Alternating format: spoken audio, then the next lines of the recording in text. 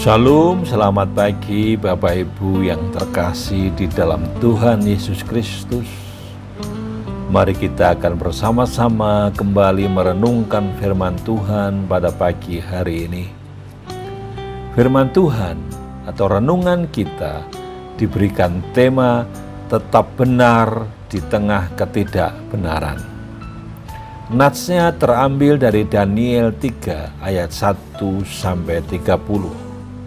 Adapun yang akan kita renungkan sebagai ayat emasnya, itu ayat yang ke-18 yang demikian bunyi firman Tuhan.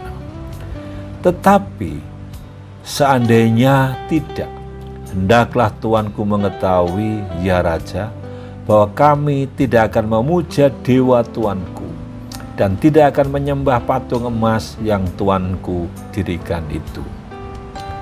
Kitab Daniel pasal 1-6 ini berbicara tentang kehidupan dan karakter Daniel sebagai manusia yang hidup dalam ketaatan kepada Allah. Dalam Daniel 1 ayat 1 memberi penjelasan bahwa Daniel sebelumnya pernah mendapat ujian iman karena sebelumnya ia hidup pada zaman pemerintahan Yoyakim Raja Yehuda. Dalam kitab Raja-Raja, Yoyakim jelas-jelas hidup tidak benar, namun Daniel tetap hidup benar di hadapan Allah. Pada saat itu, Daniel hidup pada zaman dan di dalam negara yang berbeda. Tentunya jika diukur dari tingkat kesulitannya, kehidupan Daniel di negara asing itu semakin tidak mudah alias sulit. Apalagi dibandingkan dengan negaranya. Masalah kehidupan rohani tidak pernah mendapat paksaan atau tekanan dari siapapun. Tetapi tidaklah demikian dengan Babel. Di negeri Babel itu, Daniel harus melakukan segala peraturan yang telah ditetapkan oleh raja. Dan apa sanksinya? Sanksinya sangat keras, di mana siap menanti jika peraturan tersebut tidak ditaati oleh siapapun. Namun, Alkitab mencatat bahwa Daniel senantiasa menjalankan kehidupan yang benar di hadapan Allah, sekalipun ia harus menanggung risiko yang berat dari hukum Babel. Bahkan dalam situasi seperti itu, ia berani bersaksi kepada raja dan orang-orang di istana Babel, di mana di dalam Daniel 3 ayat 17-18 Daniel berkata, jika Allah yang kami puja itu sanggup melepaskan kami, maka ia akan melepaskan kami dari perapian yang menyala-nyala itu dan dari dalam tanganmu.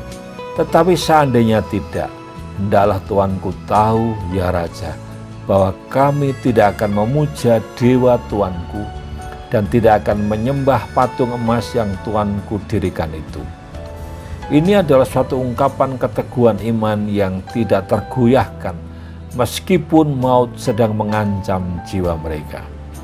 Bagaimana dengan iman kita? Apakah kita tetap teguh di tengah dunia yang semakin sekuler? Adakah kehidupan iman kita tetap teguh saat kita berada dalam masyarakat, keluarga, atau sekolah? Kiranya kita terus berupaya untuk hidup dalam iman yang teguh bersandar kepada Tuhan. Orang Kristen sekalipun tergoda untuk berbuat jahat, curang atau semena-mena, kita harus tetap kuat dan kokoh. Mari kita akan berdoa agar kita diberikan kekuatan untuk melawan segala kejahatan dan yang tidak berkenan kepada Allah. Kiranya Tuhan senantiasa menuntun hidup kita. Terima kasih Bapa atas kebenaran firman-Mu. Engkau memberikan kepada kami teladan dari seorang Daniel. Sekalipun dia ada di tengah-tengah bangsa yang tidak mengenal Allah, tetapi dia tetap teguh dan kuat. Sekalipun dia harus berhadapan dengan hukuman, tapi dia tidak gentar. Karena dia tahu kepada siapa ia percaya. Biarlah iman Daniel boleh menjadikan kami semakin kuat. Kami mewarisinya, kami mendapatkan kekuatan, ketika kami juga menghadapi segala kesulitan. Kami serahkan aktivitas kami hari ini, apa yang kami lakukan dan kerjakan, kami percaya Tuhan akan menyertai. Dalam nama Tuhan Yesus kami menaikkan doa ini. Haleluya. Amin. Maju terus bersama Kristus, dan biar apapun juga yang terjadi, percayalah, iman kita tidak akan tergoyahkan, karena Kristus selalu meneguhkan dan menguatkan kita. Selamat beraktivitas, Tuhan memberkati, menyertai, dan mari kita terus maju bersama dengan Kristus. Haleluya. Amin.